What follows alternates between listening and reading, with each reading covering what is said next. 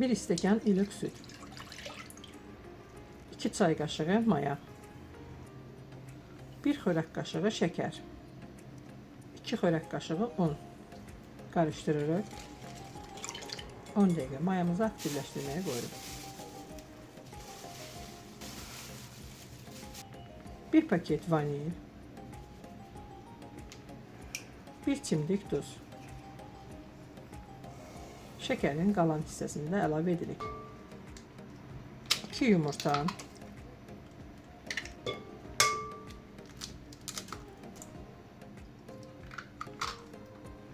500 qram un. Unumuzu az əlavə edirik. Ərzaqların dəqiq miqdarını videonun alt hissəsində qeyd edəcəm.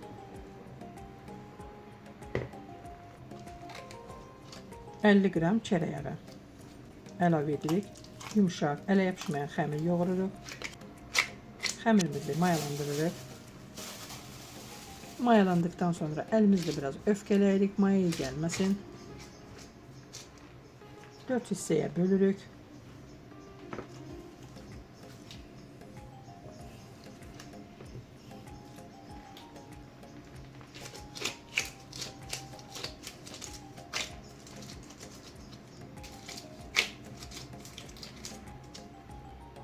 $150 qram qoz, 100 qram şəkər qarışdırırıq, içliyimizi hazırlayırıq.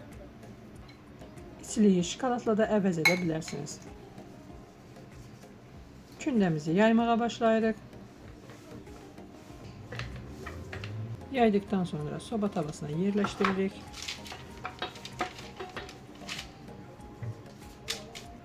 İçliyimizdən əlavə edirik.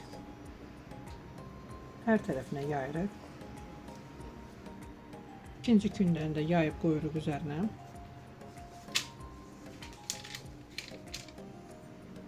Üçüncü kündəmizi də yayıb üzərinə islik qoyuruq. Sonuncu kündəmizi qoyuruq və kəsməyə başlayırıq. Tən ortadan yumru, nəlbəkiyə stəkanı qoyub kəsin. Bir dəfə, 2 dəfə və 3 dəfə vururuq və forma veririk. 15-20 dəqiqə kündəyə qoyuruq. Üzərinə 1 yumurtanın sarısı, 1 çay qaşığı sütü qarışdırıb vururuq. Əvvəlcədən isitdiyimiz 160 dərəcəli sobada 30-35 dəqiqə bişiririk.